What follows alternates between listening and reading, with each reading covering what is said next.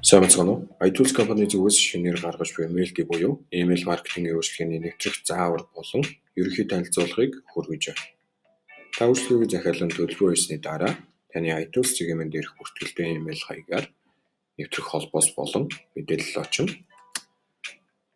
Мэйлээр ирсэн холбоосыг браузерынхаа хайлт хэсэгтэр уулж тавиад хайлтыг хийн. Үүний дараах утас гарч ирэх бөгөөд мөн л email хаягаар илгээгдсэн нэвтрэх мэдээллийг оруулаад нэвтрэх товчлуурыг дарна.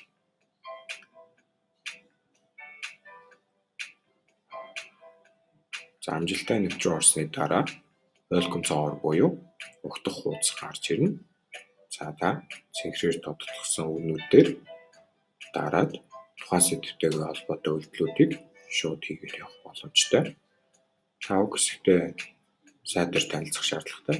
Яагаад гэвэл энэ хэсэг нь ерөнхийдөө тухайн программыг хэрхэн яаж ажиллуулах вэ гэсэн заавар зөвлөгөө байгаа. Dashboard хэсэгт campaign, email list, subscribers, templates хэсгүүд харагдах болно. Тухайн хоёр төвчлөр дээр дарж бас хамгийн ихний өөрийнхөө email list болон campaign-ыг үүсгэх боломжтой. Зүүн дээр дуулан дээр байгаа icon дээр дараад зэснүүдийнхээ бас дэлгэрэнгүй танилцах боломжтой. Search хэсгээс бол өөрийнхөө хүссэн keyword-оор хайлтыг хийх боломжтой. Message-ны icon дээр дарснаар системээс таны бүтээгдэхүүн үйлчилгээтэй холбоотой ирсэн мэдээллүүдтэй бас танилцах боломжтой. Account usage хэсэгт бол Quota usage, list, campaign гэсэн хэсгүүд байгаа. Энэ хэсгүүд маань ерөнхийдөө таны лимитүүдийг зааж өгч байгаа. Дараа нь бол My account гэсэн зэс байна. Энд бол та өөрийнхөө профайлыг шинжлэх болон өөрчлөлтийг хийх хянах боломжтой. Компани хэсэгт бол таны компани мэдээлэл байх бөгөөд компанийн мэдээллийг үнэн зөв бүрэн гүйцэд өгсөн хэсгээ та шаардлагатай.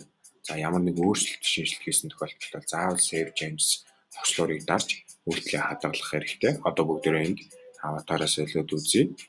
Ингээд сольж сонгоод Save Changes гэсэн товчлуурыг дарснаар үйлдэл амжилттай хийгдлээ гэдэг хариу танд ирэх болно.